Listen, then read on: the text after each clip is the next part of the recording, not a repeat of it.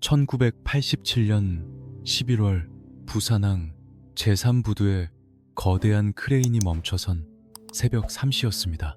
바다에서 불어오는 바람에는 녹슨 쇠냄새와 비릿한 소금기가 섞여 있었고 부두에 깔린 어둠은 유난히 무거웠습니다.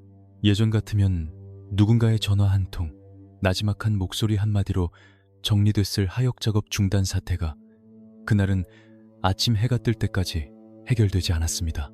현장에는 팽팽한 침묵만이 흘렀습니다.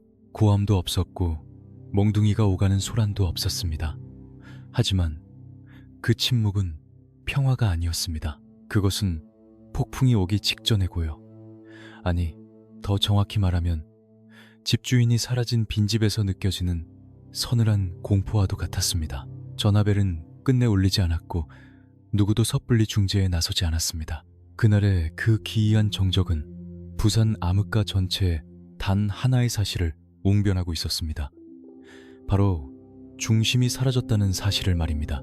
기록에 따르면 이 시기는 부산 조폭의 역사에서 칠성파 보스 이강환의 영향력이 급격히 약화되던 시점과 맞물립니다. 오랫동안 부산의 항구와 유흥가를 가로지르던 보이지 않는 선이 있었습니다. 누가 어디까지 들어올 수 있는지, 어떤 입구는 건드리면 안 되는지, 경찰은 어디까지 눈 감아주는지, 종이에 적힌 법은 아니었지만 법보다 더 엄격하게 지켜지던 그 기준, 그 절대적인 기준이 흔들리기 시작하자 사람들의 시선부터 달라졌습니다. 남포동의 화려한 네온사인 아래 룸살롱의 어두운 구석방에서는 조직 내부의 계산기가 바쁘게 돌아갔습니다. 지금이 기회다, 판을 넓혀야 한다는 신진 세력의 욕망과 아직은 때가 아니다. 기존 질서를 지키며 숨을 죽여야 한다는 구세력의 신중함이 팽팽하게 맞섰습니다. 보도에 따르면 당시 조직 간부들 사이의 이견은 단순한 말싸움을 넘어섰다고 전해집니다. 예전에는 보스의 그림자만 보여도 고개를 숙였던 이들이 이제는 각자의 지분을 주장하며 목소리를 높였습니다. 유흥가 영역 분쟁이 조용히 처리되지 않고 공개적인 충돌로 번지기 시작한 것도 이 무렵입니다. 항구 하역권을 둘러싼 신경전도 노골적으로 드러났습니다. 이것은 참으로 기이한 역설이었습니다. 두목이 건재할 때 조직은 오히려 조용했습니다. 압도적인 힘은 폭력을 쓸 필요조차 없게 만들었기 때문입니다. 눈빛 하나로 정리가 되었으니까요. 그러나 중심이 흔들리고 힘의 공백이 생기자 역설적으로 주먹은 과시의 도구가 되었습니다. 내가 아직 건재하다는 것을 증명하기 위해, 내가 이 구역의 새로운 주인이라는 것을 보여주기 위해 조직원들은 더 요란하게 움직여야 했습니다. 그래서 더 잔인해졌고 더 노골적이 되었습니다. 기록과 보도에 따르면 그 무렵 부산 암흑가에서는 불필요한 충돌 사건이 눈에 띄게 증가했습니다. 그만큼 수사기관의 시선도 빠르게 좁혀왔습니다. 침묵이 통하던 시대는 저물고 있었습니다. 공백은 조직원들에게 자유를 준 것이 아니라 피를 말리는 경쟁을 낳았고 그 경쟁은 곧 걷잡을 수 없는 불안을 키웠습니다. 거리에선 조직원들은 서로를 믿지 못했습니다. 내 옆의 동료가 내일은 적이 될 수도 있다는 의심, 어제의 형님이 오늘의 경쟁자가 될 수 있다는 공포. 항구의 바람은 여전히 짰습니다. 그러나 그해 겨울 부산의 밤은 다른 이유로 뼈가 시리도록 매서웠습니다.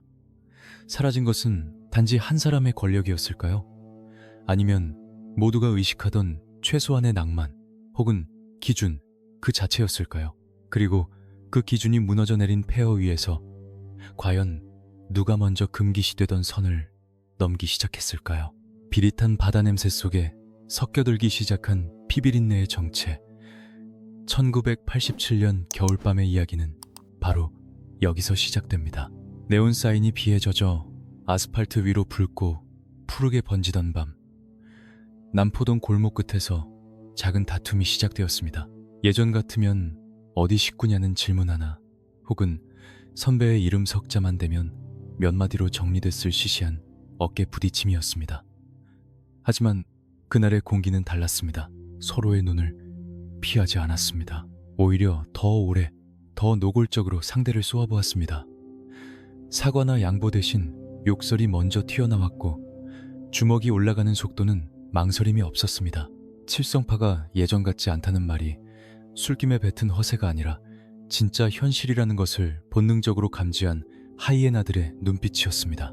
기준이 사라진 자리에 남은 건 오로지 날 것 그대로의 자존심뿐이었습니다.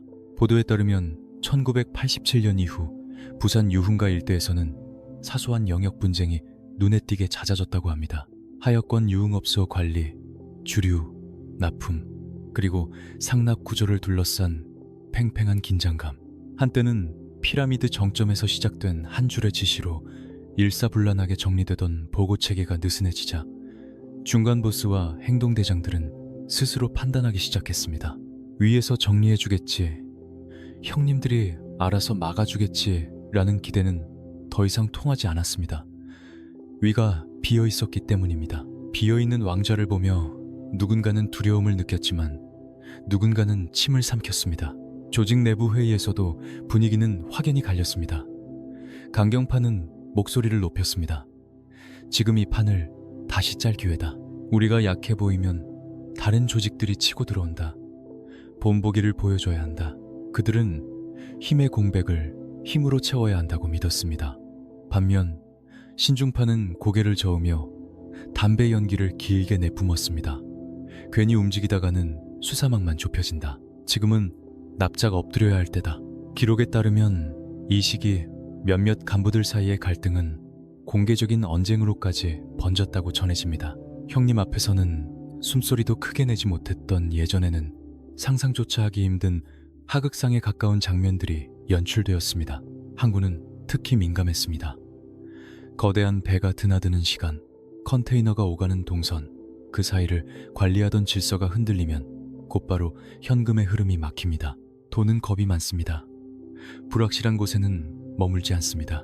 누군가는 더 많은 몫을 요구하며 배짱을 부렸고 누군가는 기존의 선을 지키려 안간힘을 썼습니다. 그 미묘한 균형이 무너질 때마다 부두 노동자들 사이에서도 작은 충돌이 생겼습니다. 그리고 그 작은 충돌들이 쌓이고 쌓여 언제 터질지 모르는 시한폭탄이 되어가고 있었습니다. 기록과 보도에 따르면 이 무렵 부산 암흑과 관련 폭력사건 보도 건수는 그래프가 꺾일 정도로 급증했습니다. 예전처럼 경찰서 뒷방에서 조용히 합의하고 묻히지 않았습니다. 기자들의 펜끝은 날카로워졌고 사회의 시선은 싸늘해졌으며 검찰과 경찰의 수사는 더 집요해졌습니다. 조직은 강해 보이려 몸부림쳤지만 아이러니하게도 그 몸부림이 더 많은 범죄의 흔적을 남겼습니다. 그림자가 짙어진다는 건 빛이 강해졌다는 뜻이기도 합니다. 형님들, 여기서 한번 진지하게 생각해 보시죠. 과연 그 시절 부산이 평온했던 건 강한 두목이 있어서였을까요? 아니면 모두가 그 두목을 의식했기 때문에 스스로 선을 지켰던 걸까요? 힘에 의한 평화와 공포에 의한 질서, 그 차이가 무엇인지 댓글로 형님들의 생각을 남겨주십시오. 부산의 밤은 점점 짧아졌습니다. 룸살롱에서 술잔이 오가는 자리마다 치밀한 계산이 오갔고 호탕한 웃음 뒤에는 서늘한 확인이 숨어 있었습니다. 김 형님은 어느 쪽입니까? 이번 건은 누가 먹기로 했습니까? 끊임없는 탐색전. 누가 먼저 선을 넘을지, 누가 먼저 밀려날지, 그리고 그 불안 속에서 결국 누군가는 선택을 해야 했습니다. 밀려나지 않기 위해 먼저 칼을 뽑을 것인가, 아니면 등을 보일 것인가. 남포동 뒷골목의 가로등 불빛이 유난히 위태롭게 깜빡이던 그 밤, 폭풍은 이미 시작되고 있었습니다. 항구의 안개가 유난히 짙게 깔려 한 치 앞도 분간하기 힘들던 새벽 조직의 중간 간부들에게 은밀한 호출이 돌았습니다. 장소는 구체적으로 명시되지 않았고 시간만 짧고 건조하게 전달되었습니다. 예전 같으면 이런 식의 비공식적인 모임 자체가 필요 없었을 것입니다. 조직은 하나의 머리에서 나온 지시로 움직이는 유기체여야 했으니까요. 하지만 이제는 상황이 달랐습니다. 서로의 눈을 보고 숨소리를 듣고 진짜 의중을 직접 확인해야만 했습니다. 침묵은 더 이상 통제의 수단이 아니라 불안을 증폭시키는 독이 되어가고 있었기 때문입니다. 기록에 따르면 이강환의 절대적인 영향력이 흔들린 이후 칠성파 내부에는 보이지 않는 거대한 두 개의 해류가 형성되었다고 합니다. 하나는 기존의 질서와 위계 질서를 어떻게든 유지하며 이 폭풍이 지나가기를 기다리려는 수성파였고, 다른 하나는 세대 교체를 명분으로 내세우며 판을 완전히 새로 짜려는 개혁파였습니다. 겉으로는 여전히 형님아우하며 같은 조직의 간판을 달고 있었지만 속에서는 전혀 다른 계산기가 돌아가고 있었습니다. 같은 보고를 받고도 해석이 달랐고, 같은 사건이 터져도 대응 방식이 정반대로 엇갈렸습니다. 유흥가 현장에서는 그 균열이 더 선명하게 드러났습니다. 어느 대형 룸살롱에 주류 납품권을 두고 벌어진 신경전이 며칠째 이어지며 업소 사장들의 피를 말렸습니다.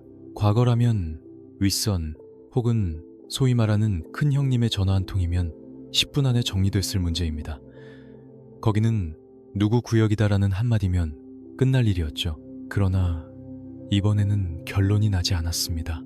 보고는 올라갔지만 답은 내려오지 않았거나 혹은 두 개의 다른 답이 동시에 내려왔습니다. 주변의 군소 조직들이 눈치를 채기 시작했습니다. 칠성파가 예전 같지 않다. 지시가 먹히지 않는다는 말이 유령처럼 떠돌았습니다. 이 바닥에서 소문은 곧 힘의 척도가 됩니다. 통제되지 않은 소문이 돌기 시작했다는 것, 그것은 가장 위험한 신호였습니다. 보도에 따르면 이 시기 부산 암흑가에서는 조직원들의 과시적 행동이 눈에 띄게 늘어났다고 전해집니다. 불안할수록 더 강해 보여야 하고, 의심받을수록 더 확실하게 존재감을 드러내야 안심하는 분위기가 형성된 것입니다. 조용함과 무게감 대신 화려함과 소란스러움을 택하는 잘못된 선택들이 이어졌습니다. 그 결과 내부에서 조용히 해결해야 할 작은 충돌들은 더 공개적으로, 더 자극적으로 세상 밖으로 드러났습니다. 이는 곧 수사기관의 집중적인 관심을 불러왔습니다. 한동안 잠잠했던 경찰의 단속이 다시 강화됐고, 요주의 인물들에 대한 내사가 소리 소문 없이 시작되었습니다. 조직은 겉으로 단단해 보이려 할수록 속에서는 더 많은 균열을 드러냈습니다. 내부의 불신은 외부의 압박과 맞물려 간부들을 벼랑 끝으로 몰았습니다. 누군가는 타협을 주장하며 경찰과의 선을 만들려 했고, 누군가는 우리가 언제부터 눈치 보고 살았냐며 강경 대응을 외쳤습니다. 그 사이에서 중간 간부들은 가장 고통스럽고 불안한 위치에 놓였습니다. 위를 믿기에는 리더십이 흐릿했고, 아래를 다독이기에는 명분이 부족했습니다. 충성심이라는 단어는 점점 희미해지고, 그 자리에는 생존이라는 절박한 두 글자만이 남았습니다. 부산의 밤은 여전히 네온사인의 불빛으로 화려하게 타올랐습니다. 그러나 그 불빛 아래 그림자 속에서는 서로를 향한 의심의 독버섯이 자라나고 있었습니다. 절대적이고 강한 두목 한 사람이 사라졌을 뿐인데 왜 모두가 더 날카로워지고 예민해졌을까요? 질서란 결국 압도적인 한 사람의 이름으로 유지되는 것일까요? 아니면 구성원 모두의 보이지 않는 합의로 지탱되는 것일까요? 그리고 그 위태로운 합의가 완전히 깨지는 순간 가장 먼저 무너져 내리는 것은 과연 누구였을까요? 어둠 속에서 누군가가 칼자루를 고쳐 쥐고 있었습니다. 비가 추적추적 내리던 1988년 초여름 부산 자갈치 시장 인근의 좁은 골목에서 또 하나의 충돌이 보고됐습니다. 겉으로 보기엔 술 취한 취객들의 시비처럼 보일 수도 있는 규모 자체는 그리 크지 않은 사건이었습니다. 그러나 기록에 따르면 그날 밤 벌어진 그 사소한 다툼은 칠성파의 역사에서 매우 상징적인 장면으로 남게 됩니다. 예전 같으면 경찰이 출동하기도 전에 혹은 기자의 펜 끝에 닿기도 전에 내부 규율에 따라 조용히 정리됐을 문제였습니다. 실수였습니다. 형님 한마디와 고개 숙임으로 끝났을 일이죠. 그런데 이번에는 달랐습니다. 소문이 먼저 돌았습니다. 그것도 아주 빠르고 아주 구체적으로 말입니다. 통제보다 과시가 앞섰다는 명백한 신호였습니다. 조직 내부에서는 즉각적인 책임 공방이 이어졌습니다.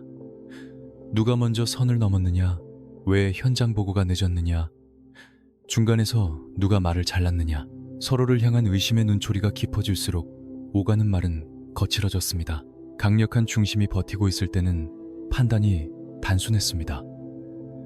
보스의 심기가 곧 법이었고 조직의 이익이 곧 선과 악의 기준이었습니다. 그러나 이제는 그 절대적인 기준이 사라지고 파편화되었습니다.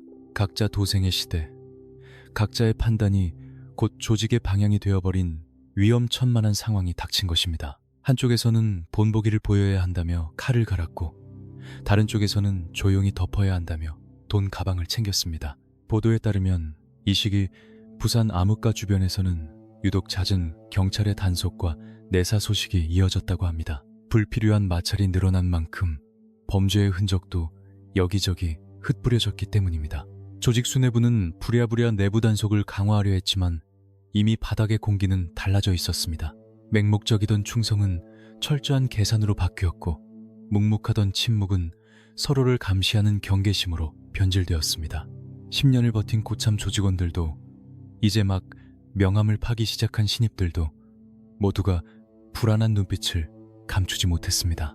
항구의 컨테이너 사이로 불어오는 짠내 섞인 바람은 여전했지만 그 바람을 맞는 사람들의 표정은 완전히 달라져 있었습니다. 누가 다음 경찰 수사의 표적이 될지 모른다는 긴장감, 누가 먼저 등을 돌리고 검찰청으로 향할지 모른다는 의심, 강한 두목이 존재할 때는 그 두려움이 오직 한 사람 보스를 향해 모였습니다.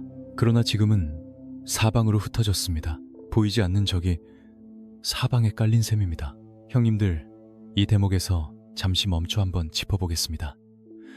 절대적인 질서를 유지하던 거대한 힘이 사라지면 그 빈자리에 남는 건 진정한 자유일까요? 아니면 서로가 서로를 믿지 못해 겨누는 차가운 칼끝일까요? 구독과 좋아요로 함께 고민해주시고 형님들의 생각은 댓글로 남겨주십시오. 결국 이 균열은 더 이상 손바닥으로 가릴 수 없는 수준까지 번져나갔습니다. 겉으로는 여전히 칠성파라는 거대한 간판을 달고 있었지만 그 속은 이미 서로 다른 목적지를 향한 계산들로 복잡하게 얽혀 있었습니다.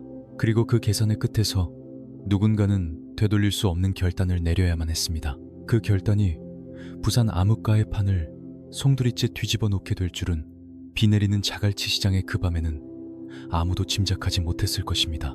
1988년 가을 부산항 국제여객 터미널 인근의 공기는 팽팽한 활시위처럼 당겨져 있었습니다.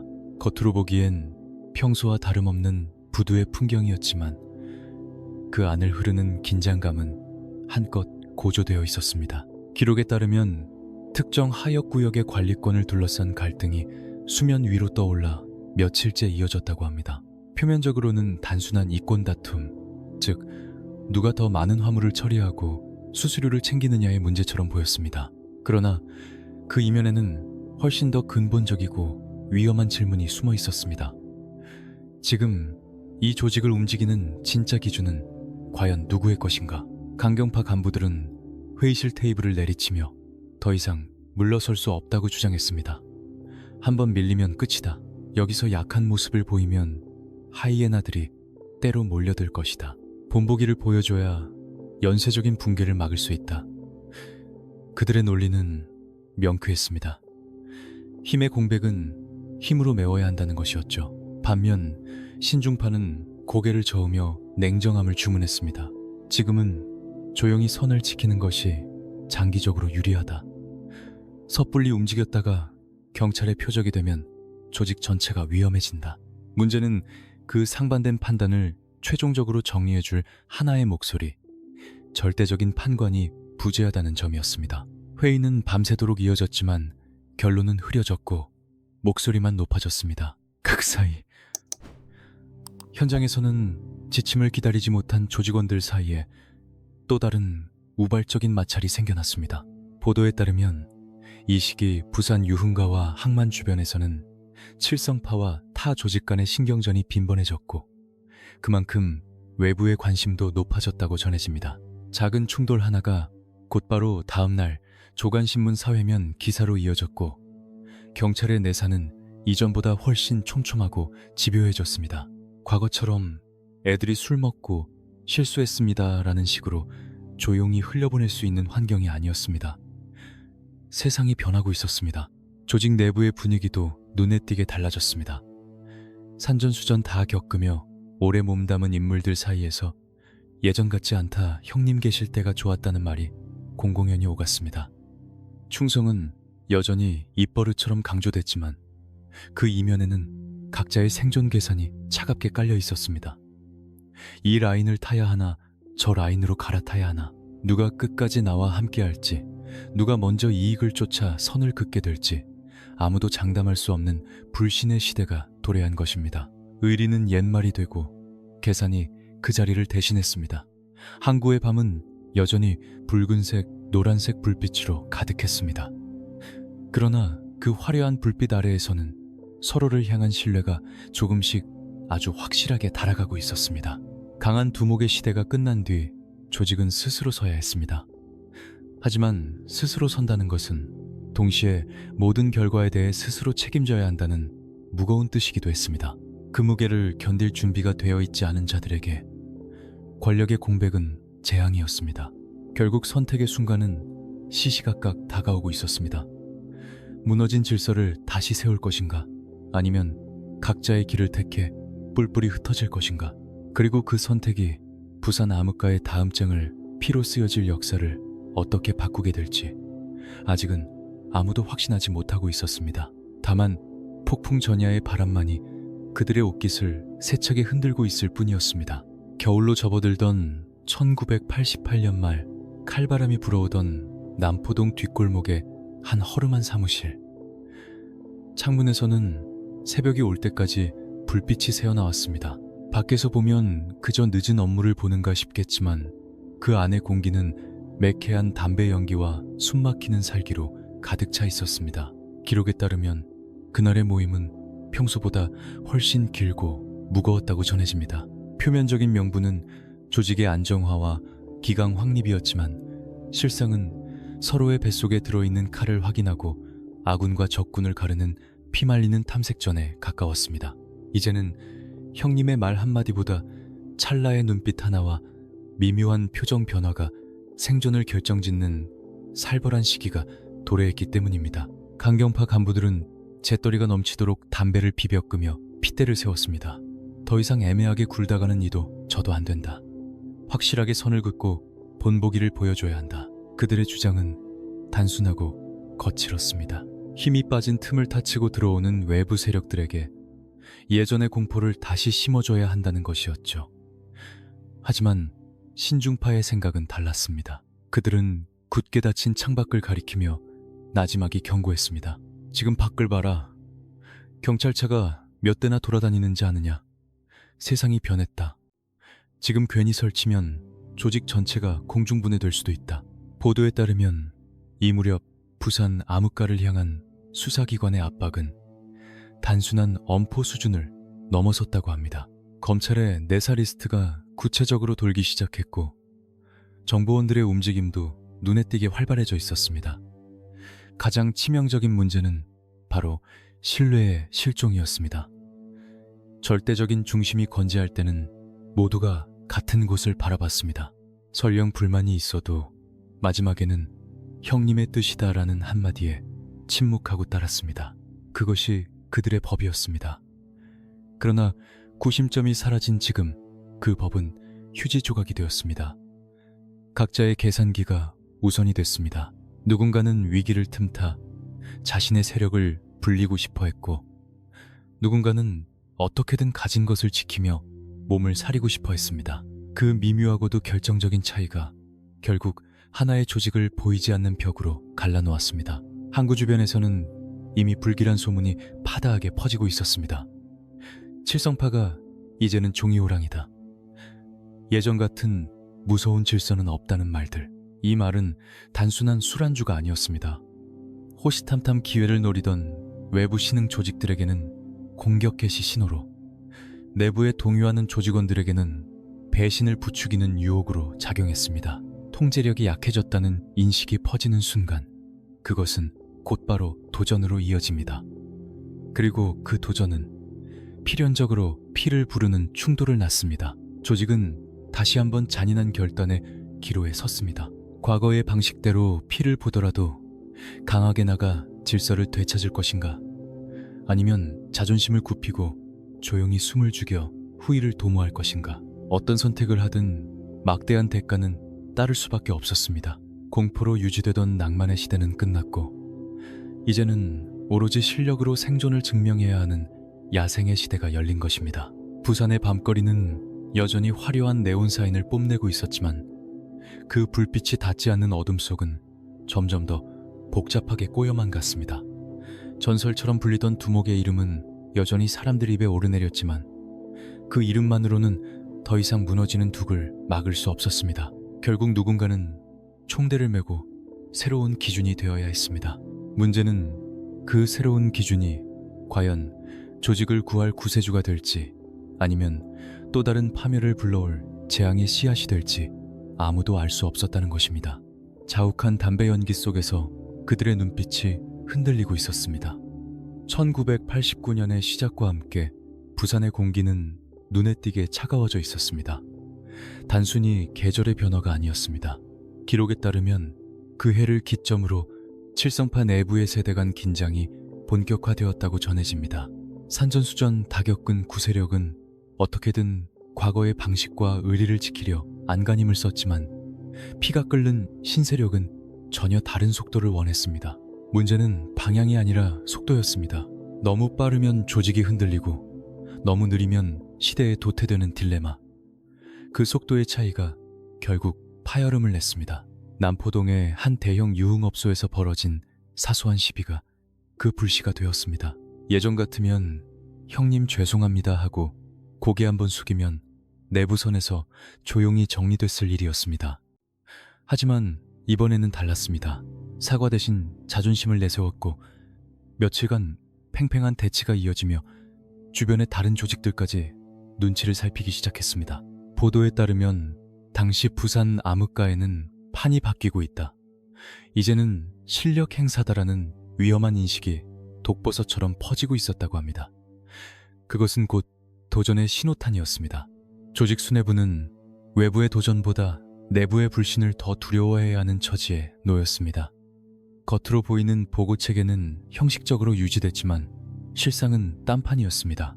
각 행동대 라인이 상부의 지시를 기다리지 않고 스스로 판단하고 움직이는 경우가 빈번해졌습니다. 상납 구조를 둘러싼 이견 관리 구역의 재조정 문제 인사에 대한 노골적인 불만, 눈에 보이지 않는 미세한 균열들이 모여 거대한 그림 전체를 뒤흔들고 있었습니다. 수사 환경도 예전과는 판이하게 달랐습니다. 기록과 보도에 따르면 1989년 무렵 부산 지역의 조직폭력배 단속은 한층 체계화되었고 정보 수집망도 놀라울 정도로 정밀해졌다고 전해집니다. 과거처럼 사건을 조용히 무마하거나 덮어둘 수 있는 어둠의 여지가 급격히 줄어들었습니다. 조직이 강해 보이려 어설프게 힘을 과시할수록 그 움직임은 수사기관의 레이더망에 더 선명하게 포착될 뿐이었습니다. 결국 선택은 피할 수 없는 막다른 골목에 다다랐습니다. 흐트러진 내부 질서를 다시 세울 강력한 임무를 전면에 내세울 것인가, 아니면 각자의 지분을 인정하는 집단 지도 체제로 버틸 것인가. 어떤 방식이든 누군가는 반발하고 누군가는 등을 돌릴 수밖에 없습니다. 사라진 두목의 공백은 단순한 권력의 부재가 아니었습니다. 모두가 두려워하고 의식하던 절대적 기준이 사라졌다는 사실, 그 자체가 더 큰 혼란이자 공포였습니다. 부산항의 새벽은 여전히 분주하게 돌아갔습니다. 거대한 배는 쉴 새 없이 들어오고 나갔고 검은 돈은 어둠 속에서 끊임없이 흘렀습니다. 그러나 그 흐름을 막후에서 조정하던 손은 예전처럼 단단하지도 정교하지도 않았습니다. 질서를 잃은 조직은 겉으로는 더 공격적이고 사나워 보이지만 속으로는 한없이 취약해집니다. 과연 이 깊어가는 균열은 새로운 중심을 탄생시키는 산통일까요? 아니면 더 큰 붕괴를 예고하는 전조였을까요? 어둠 속에서 서로를 노려보는 눈빛들만이 그 답을 알고 있었습니다. 1989년 여름, 항구의 열기가 밤이 되어도 식지 않고 아스팔트를 달구던 무더운 시기였습니다. 끈적한 습기만큼이나 불쾌하고 무거운 공기가 조직 내부를 감돌고 있었습니다. 기록에 따르면 바로 그 무렵 칠성파 수뇌부에서는 더 이상 미룰 수 없는 결정적인 인사조정이 시도되었다고 전해집니다. 겉으로 내세운 명분은 조직의 재정비와 안정이었지만 실상을 들여다보면 이미 걷잡을 수 없이 벌어진 균열을 어떻게든 봉합해보려는 마지막 몸부림에 가까웠습니다. 유흥가 뒷골목에서는 산전수전 다 겪은 오래된 간부 한 명이 전면에 나서 총대를 맬 것이라는 소문이 파다하게 돌았습니다. 강경파들은 그를 지지했습니다. 다시 한번 확실한 구심점을 만들어야 한다. 강력한 카리스마로 내부의 잡음과 외부의 도전을 동시에 잠재워야 한다는 것이 그들의 논리였습니다. 그들에게 질서란 곧 힘의 크기였습니다. 반면 변화하는 시대의 흐름을 읽고 있던 신중파는 깊은 우려를 표했습니다. 지금 한 사람을 영웅처럼 내세우는 순간 그 사람은 경찰의 1순위 타깃이 된다. 그리고 그가 무너지면 조직은 또다시 혼란에 빠진다. 이미 내부에는 서로 다른 이해관계가 실타래처럼 복잡하게 얽혀 있어 누구 한 명의 손을 들어주기 어려운 상황이었습니다. 남포동과 서면 일대의 밤거리에는 묘한 긴장감이 감돌았습니다. 밤업소 관계자들 사이에서도 도대체 누가 실권을 쥔 거냐, 누구 라인에 줄을 서야 하느냐는 은밀한 속삭임이 오갔습니다. 보도에 따르면 당시 부산 암흑가에서는 조직 내부의 차기 권력 구도를 둘러싼 온갖 추측과 관측이 무성했다고 합니다. 외부의 시선이 집중될수록 내부의 움직임은 더 조심스러워지고 비밀스러워져야 했지만 이미 통제의 끈은 느슨해져 있었습니다. 균열은 반창고 하나로 쉽게 봉합될 상처가 아니었습니다. 한쪽 세력을 인정하면 다른 쪽이 밀려나고 밀려난 쪽은 결코 조용히 물러나지 않습니다. 작은 불만은 곧 세력화의 씨앗이 되고 그 씨앗은 배신의 열매를 맺습니다. 기록에 따르면 이 시기 몇몇 하부 조직원들 사이에서 충성의 대상이 조직 전체가 아닌 자신을 챙겨주는 직계형님으로 좁혀졌다는 증언도 전해집니다. 간판은 여전히 칠성파 하나였지만 그 안에서 뛰는 심장은 이미 여러 개로 갈라지고 있었던 것입니다. 수사 환경 역시 조직을 막다른 곳으로 몰아붙였습니다. 반복되는 충돌과 끊이지 않는 잡음은 결국 외부의 관심을 키우는 꼴이 되었습니다. 경찰의 정보망은 조직의 심장부까지 뻗쳐 있었고 과거의 주먹구구식 대응은 더 이상 통하지 않았습니다. 강하게 나가도 문제 조용히 있어도 의심받는 진퇴양난의 상황. 리스크는 눈덩이처럼 불어났습니다. 결국 질문은 다시 원점으로 돌아옵니다. 무너진 질서를 되찾기 위해 또 다른 강한 남자를 세우는 것이 정답이었을까요? 아니면 이미 변해버린 시대의 파도 속에서 과거의 방식 자체가 한계를 드러낸 것이었을까요? 부산의 밤은 여전히 화려한 불빛으로 치장하고 있었지만 그 화려함 뒤에서 조직은 스스로를 잔인한 시험대에 올려놓고 있었습니다. 새로운 중심이 탄생할 것인가? 아니면 이 균열이 돌이킬 수 없는 붕괴의 신호탄이 될 것인가?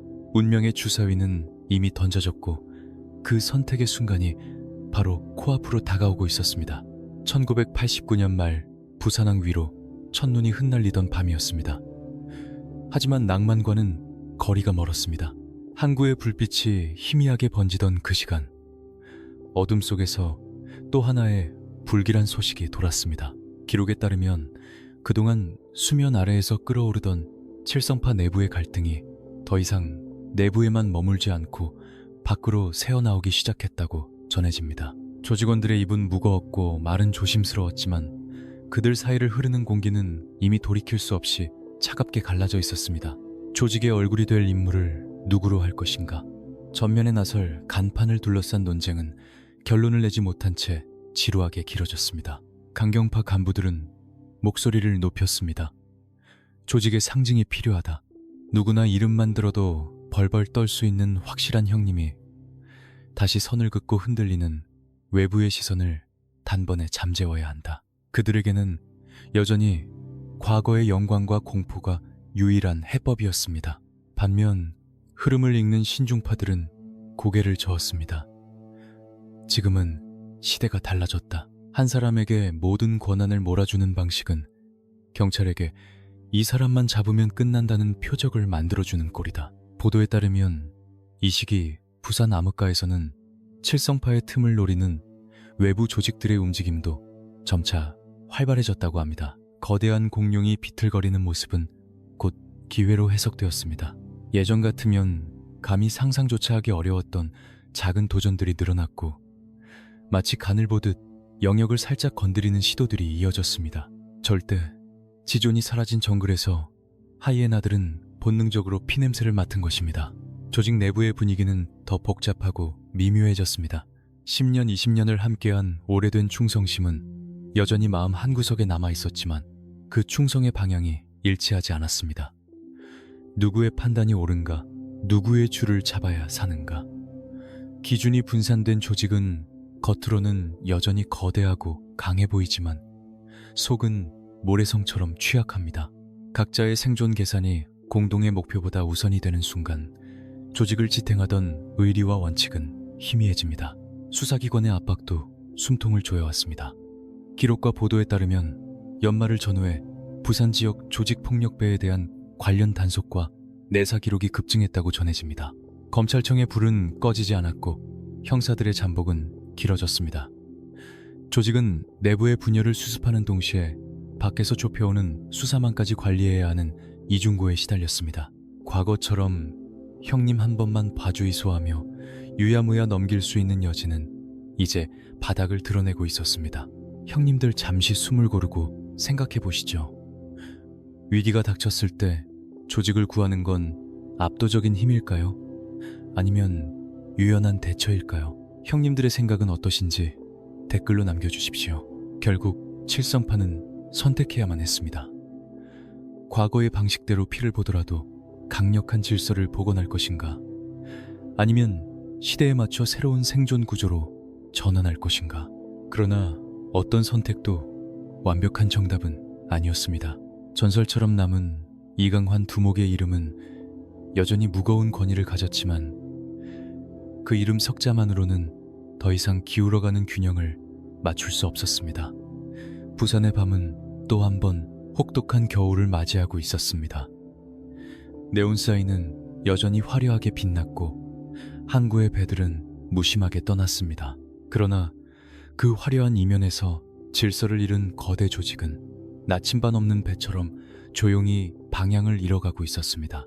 이 깊은 균열이 끝내 새로운 질서를 낳는 산통이 될지 아니면 더 깊은 혼란과 붕괴로 이어지는 나락이 될지 그 답은 아직 아무도 심지어 그들 자신조차 확신하지 못하고 있었습니다. 1990년 초 부산지검 청사의 차가운 복도에는 구두굽 소리가 유난히 날카롭게 울렸습니다. 그 소리는 마치 카운트다운처럼 들렸습니다. 기록에 따르면 바로 이 시기 부산 지역 조직폭력배에 대한 검찰의 수사가 단순한 내사 단계를 넘어 구체적인 소환과 검거 계획으로 전환되었다고 전해집니다. 오랫동안 조직 내부에서만 맴돌던 은밀한 균열과 잡음들은 이제 수사관들의 타자기 소리와 함께 차곡차곡 문서로 남겨지고 있었습니다. 어둠 속의 이야기들이 법의 언어로 번역되는 순간 그것은 더 이상 소문이 아닌 명백한 범죄의 증거가 되었습니다. 부산항 주변을 감싸던 긴장의 질감도 확연히 달라졌습니다. 불과 2년 전만 해도 어깨에 힘을 주고 문신을 드러내며 거리를 활보하던 과시욕은 자취를 감췄습니다. 대신 서로를 의심하며 움직임을 최소화하는 숨막히는 정적이 그 자리를 채웠습니다. 보도에 따르면 당시 칠성파의 핵심 간부 몇몇이 수사선상에 올랐다는 정보가 흘러나오면서 내부의 계산은 복잡함을 넘어 혼란으로 치달았다고 합니다.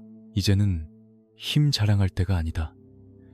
튀면 죽는다. 강경하게 밀어붙이자던 목소리들은 꼬리를 내렸습니다. 당장의 생존이라는 현실적인 공포가 자존심을 눌러버린 것입니다. 조직은 급하게 생존 모드로 태세를 전환하려 했습니다. 특정 개인에게 권력이 집중되는 것을 피하기 위해 집단 지도 체제를 강화하고 각 구역의 자율성을 줄여 중앙에서 통제하려는 시도도 있었습니다. 그러나 이미 한번 금이 간 신뢰라는 그릇은 다시 붙기 어려웠습니다. 겉으로는 형님, 동생하며 충성을 맹세했지만 그 맹세의 유효기간은 수사관이 들이닥치기 전까지였습니다. 각자의 생존이 최우선 가치가 되는 순간 거대 조직은 하나의 유기체가 아니라 각자 도생하는 모래알들의 집합으로 전락합니다. 남포동의 밤은 여전히 취객들로 북적였지만 그곳을 관리하던 업소 관계자들의 표정은 살얼음판을 걷는 듯 조심스러웠습니다. 요즘은 조용히 가는 게 상책이다.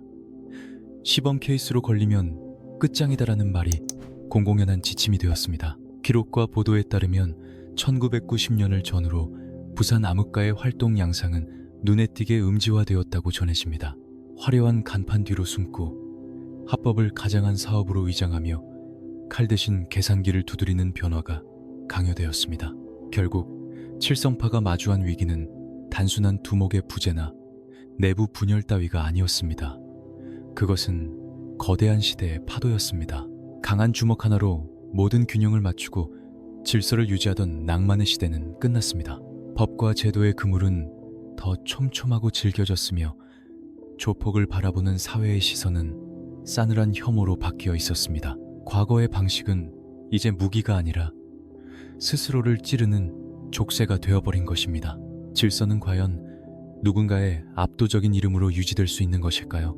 아니면 거부할 수 없는 시대의 흐름에 맞춰 스스로 살컨을 깎아내고 뼈를 깎는 고통을 감내하며 변해야만 살아남을 수 있는 것일까요? 부산의 밤은 겉보기엔 고요해진 듯 보였지만 그 고요함이 과연 진정한 안정을 의미하는지, 아니면 곧 들이닥칠 범죄와의 전쟁이라는 거대한 태풍을 앞두고 잠시 숨을 고르는 시간인지, 그 답을 아는 사람은 아무도 없었습니다. 다만 분명한 것은 폭풍은 이미 항구 저 멀리서 검은 구름을 몰고 오고 있었다는 사실입니다. 1990년 봄, 부산항의 짙은 해무가 거치기도 전에 또 하나의 낯익은 이름이 검찰의 수사 리스트에 올랐습니다. 기록에 따르면 조직 내부의 핵심 인물들이 줄줄이 수사선상에 오르며 부산 암흑가의 분위기는 급격히 얼어붙었다고 전해집니다. 예전 같으면 내부에서 주먹 몇 번 오가고 정리됐을 문제들이 이제는 차가운 조사실의 타자기 소리와 함께 영구적인 기록으로 남고 있었습니다. 시대는 분명히 달라졌습니다. 낭만이라는 포장지가 벗겨진 자리에 범죄라는 날카로운 현실만이 남겨진 것입니다. 남포동 뒷골목의 한 은밀한 사무실에서는 늦은 밤까지 불이 꺼지지 않았습니다. 하지만 그 불빛은 세력을 넓히기 위한 작전회의가 아니라 살아남기 위한 생존회의를 비추고 있었습니다. 결론은 단순하고 비장했습니다. 지금은 무조건 버텨야 한다. 과시도, 확장도, 자존심도 아닌 오로지 생존이 최우선 가치가 되었습니다. 한때 책상을 내리치며 강경 대응을 외치던 간부들조차 슬그머니 한 발 물러섰습니다. 더 밀어붙이다가는 조직 전체가 공중분해될 수 있다는 냉혹한 현실을 인정할 수밖에 없었기 때문입니다. 보도에 따르면 1990년대 초 부산 지역 조직폭력배에 대한 단속은 구조적으로 강화됐고 정보망도 거미줄처럼 정교해졌다고 합니다. 과거처럼 카리스마 넘치는 한 사람의 두목이 모든 균형을 조정하고 방패막이가 되어주던 방식은 점점 설득력을 잃어갔습니다. 조직은 더 이상 질서의 상징을 내세우기보다 점조직 형태의 조용한 분산과 관리로 생존 전략의 방향을 틀기 시작했습니다. 뭉치면 죽고 흩어지면 산다는 조직의 본질을 거스르는 아이러니한 상황이 펼쳐진 것입니다. 하지만 내부의 상처는 쉽게 아물지 않았습니다. 공백 속에서 켜켜이 쌓인 불씨는 완전히 사라지지 않았습니다. 오래된 간부들 사이에는 여전히 과거를 그리워하는 씁쓸한 시선이 남아 있었습니다. 그때는 그래도 지켜야 할 기준이 있었다. 그 말은 단순한 회상이 아니라 뼈아픈 인정이기도 했습니다. 강한 두목이 아니라 모두가 의식하던 하나의 절대적인 기준이 있었다는 사실. 그 기준이 사라진 지금 그들은 각자 도생의 길을 찾아야만 했습니다. 항구의 밤은 예전보다 훨씬 덜 요란해졌습니다. 공개적인 패싸움이나 충돌은 눈에 띄게 줄었고 조직원들의 움직임은 그림자처럼 신중해졌습니다. 그러나 그 조용함이 곧 평화를 의미하는 것은 아니었습니다. 질서가 복원된 것이 아니라 닥쳐올 거대한 태풍을 피하기 위해 몸을 잔뜩 웅크린 것에 불과했습니다. 기록과 보도는 이 시기를 전환의 시기이자 잠복기로 표현합니다. 무너진 균형 위에서 생존을 위한 새로운 방식이 치열하게 모색되던 시간. 결국 이강환 이후 부산 암흑가에서 사라진 것은 단순한 한 사람의 존재가 아니었습니다. 모두가 두려워하고 의식하던 넘어서는 안 될 보이지 않는 선이 함께 사라졌습니다. 그리고 그 선이 지워진 자리에서 조직은 스스로를 다시 정의해야 했습니다. 의리인가, 이익인가, 명분인가, 실리인가. 부산의 검은 바다는 여전히 거칠게 출렁였습니다. 배는 떠났고 사람들은 바쁘게 오갔습니다. 하지만 한 시대를 지탱하던 견고한 질서는 다시 돌아오지 않았습니다. 그 공백이 남긴 깊은 흔적은 이후 부산 암흑가의 방향을 아주 조용히 그러나 확실하게 바꿔놓고 있었습니다. 과연 그것은 몰락의 시작이었을까요? 아니면 또 다른 기형적인 생존 방식의 탄생이었을까요? 어둠 속에 웅크린 그들의 눈빛이 흔들리고 있었습니다. 1991년 초 부산항의 겨울바람은 유난히 살을 애는 듯 매서웠습니다. 단순한 날씨 탓이 아니었습니다.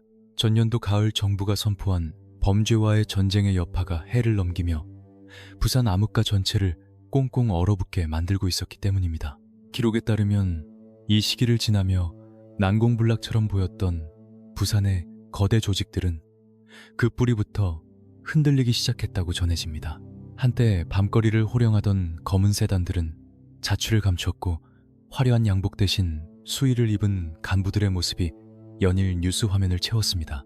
그것은 단순한 검거 선풍이 아니라 한 시대를 풍미했던 의리와 질서의 종말을 고하는 장송곡과도 같았습니다. 남포동과 서면 일대의 분위기는 그야말로 초상집이었습니다. 과거에는 조직의 힘이 경찰보다 위에 있다고 믿었던 시절도 있었지만 공권력이 작심하고 칼을 빼들자 그 믿음은 순식간에 산산조각 났습니다. 보도에 따르면 1991년 상반기에만 부산 지역에서 수백 명의 조직폭력배가 구속되었다고 합니다. 그러나 숫자보다 더 충격적인 것은 그 과정에서 드러난 배신의 드라마였습니다. 조사실의 차가운 철제 책상 앞에서 평생 충성을 맹세했던 형님과 아우가 서로에게 손가락질을 하는 풍경이 벌어졌습니다. 누가 시켰나, 누가 주동했나, 살기 위해 입을 열어야 했고 형량을 줄이기 위해 동료를 팔아야 했습니다. 내부에서는 더 이상 절대적 의리라는 단어가 설 자리가 없었습니다. 수사망을 피한 잔존 세력들 사이에서도 불신은 극에 달했습니다. 어제까지 술잔을 기울이던 동료가 내일은 검찰 측 증인이 되어 나타나는 상황. 기록에 따르면 이 무렵 칠성파를 비롯한 부산의 주요 조직들은 지휘체계가 사실상 마비 상태에 빠졌다고 전해집니다. 피라미드의 정점에서 내려오던 지시는 중간에서 끊겼고 하부 조직원들은 각자 살 길을 찾아 뿔뿔이 흩어지거나 잠적했습니다. 거대한 선박이 침몰할 때 쥐들이 가장 먼저 뛰어내리듯 붕괴의 조짐이 보이자 가장 먼저 사라진 것은 바로 의리였습니다. 이강환 이후 사라진 질서는 단순히 공포로 유지되던 것이 아니었습니다.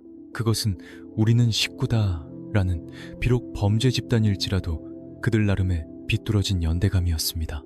그러나 1991년의 칼바람은 그 연대감마저 사치스러운 것으로 만들어버렸습니다. 조직은 이제 생존을 위해 서로를 감시하고 견제하는 차갑고 건조한 이익 집단으로 변질되고 있었습니다. 살아남은 이들은 깨달았습니다.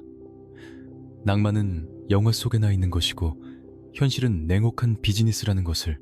항구의 밤은 여전히 분주하게 돌아갔지만 예전처럼 한 목소리로 일사불란하게 움직이던 그림자는 더 이상 찾을 수 없었습니다. 각자의 이해관계가 얽히고 설킨 채 조심스럽게 눈치만 보는 시대가 열린 것입니다. 기록과 보도는 이 시기를 혼란 이후의 재정렬이자 낭만의 해체기로 기록합니다. 몰락이라기보다는 더 교활하고 더 현실적인 형태로의 잔인한 진화에 가까웠습니다. 결국 질문은 다시 돌아옵니다. 강한 두목이 사라지고 공권력의 철퇴가 내려진 뒤 조직은 정말로 괴멸되었을까요? 아니면 겉모습만 바꾼 채 지하 깊은 곳으로 스며들어 더 질긴 생명력을 얻게 되었을까요? 질서는 공포로 유지되는가?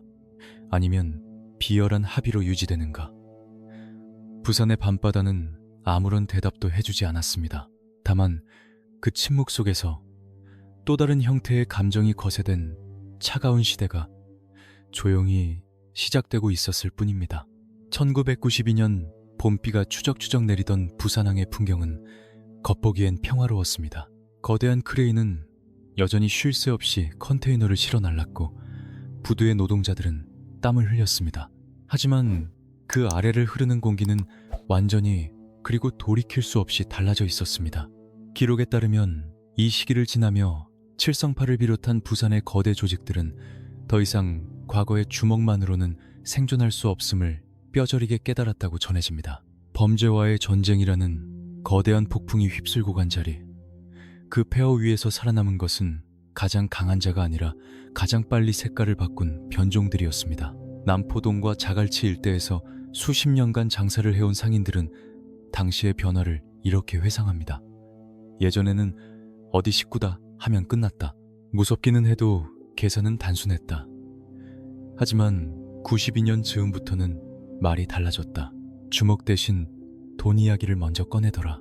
보도에 따르면 이 시기 부산 암흑가의 질서는 강력한 통제와 물리적 행사보다는 교묘한 조율과 이권 타협에 더 무게를 두기 시작했다고 합니다. 거리에서 피를 흘리며 싸우는 전쟁은 줄어들었지만 그 대신 밀실에서 계산기를 두드리는 비즈니스가 그 자리를 채웠습니다. 공개적인 충돌은 경찰을 부르고 경찰은 곧 파멸을 의미한다는 학습 효과가 뼛속까지 새겨진 결과였습니다. 조직 내부의 풍경도 기이하게 변해갔습니다. 과거의 보스가 아버지와 같은 절대적 존재였다면 이제는 대주주나 회장님 같은 비즈니스 파트너의 성격이 강해졌습니다. 형님을 위해 목숨을 바친다는 낭만적인 구호는 촌스러운 옛 이야기가 되었고 이번 건에서 내 몫은 얼마냐는 냉정한 셈법이 우선시되었습니다. 기록에 따르면 칠성파 내부는 더 이상 하나의 거대한 피라미드가 아니었습니다. 서로 다른 이권을 쥔 여러 개의 소그룹이 느슨하게 연대하거나 필요에 따라 서로를 견제하는 다층적인 구조로 재편되었습니다. 이것은 생존을 위한 진화였지만 동시에 조직의 본질이었던 결속력의 해체를 의미하기도 했습니다. 이강환 이후 사라진 것은 단순한 권력의 자리만이 아니었습니다. 모두가 의식하던 넘지 말아야 할 보이지 않는 선이라는 암묵적인 합의가 무너졌습니다. 그 선이 사라진 뒤 조직원들은 더 많은 선택을 강요받았습니다. 합법과 불법의 경계를 넘나들며 건설업, 유통업, 엔터테인먼트 등 돈이 되는 곳이라면 어디든 발을 들이밀었습니다. 선택은 곧 책임이었고 그 책임은 철저히 개인의 몫으로 남겨졌습니다. 조직이 지켜주던 시대는 끝났습니다. 이제는 돈이 그리고 인맥이 자신을 지켜주는 유일한 방패가 된 것입니다. 부산의 밤은 겉으로는 조용해진 듯 보였지만 그 평온함 아래에는 더 복잡하고 끈적한 욕망들이 얽혀 있었습니다. 긴장은 여전히 남아 있었지만 그 성질이 달랐습니다. 과거의 긴장이 언제 터질지 모르는 시한폭탄과 같았다면 1992년의 긴장은 서서히 목을 조여오는 거미줄과 같았습니다. 기록과 보도는 이 시기를 기업형 조폭의 태동기로 부르기도 합니다. 칼 대신 서류 가방을 들고 문신을 긴 소매 와이셔츠로 가린 채 그들은 양지 바른 곳으로 스며들기 시작했습니다. 결국 우리는 묻게 됩니다. 강한 두목이 사라지고 낭만이 거세된 자리에 남은 것은 과연 무엇일까요? 조직은 무너진 것일까요? 아니면 시대에 맞춰 괴물처럼 진화한 것일까요? 질서란 무엇으로 만들어지는가? 한 사람의 압도적인 이름인가? 아니면 이익을 위해 뭉친 비열한 카르텔인가? 부산항의 바람은 여전히 짭짤하고 비릿했습니다. 그러나 그 바람 속에서 한 시대를 지탱하던 의리라는 낡은 방식은 이미 박물관의 유물처럼 박제되어 버렸습니다. 그리고 그 과거의 그림자는 지금도 부산의 화려한 빌딩숲 그림자 어딘가에 숨어 조용히 그리고 섬뜩하게 묻고 있습니다. 당신이 말하는 진짜 질서는 과연 무엇이었느냐고. 1909 13년 여름 부산항의 하늘은 눈이 시리도록 맑고 푸르렀습니다. 그러나 그 맑은 하늘 아래 부산 암흑가의 지도는 이전과는 완전히 다른 색깔로 다시 그려지고 있었습니다. 기록에 따르면 그 해를 기점으로 부산의 조직 생태계는 절대 권력의 시대에서 이익 연합의 시대로 확실하게 넘어갔다고 평가됩니다. 더 이상 한 사람의 이름, 한 조직의 간판으로 모든 것이 설명되지 않는 구조. 과거처럼 정점에선 한 사람이 호령하면 일사불란하게 움직이던 피라미드는 무너졌습니다. 대신 그 자리에는 철저한 이해관계로 얽히고 설킨 마치 거미줄 같은 느슨하고도 질긴 질서가 자리를 잡았습니다. 남포동 골목에서 수십 년을 버텨온 늙은 상인들은 당시를 이렇게 회상합니다.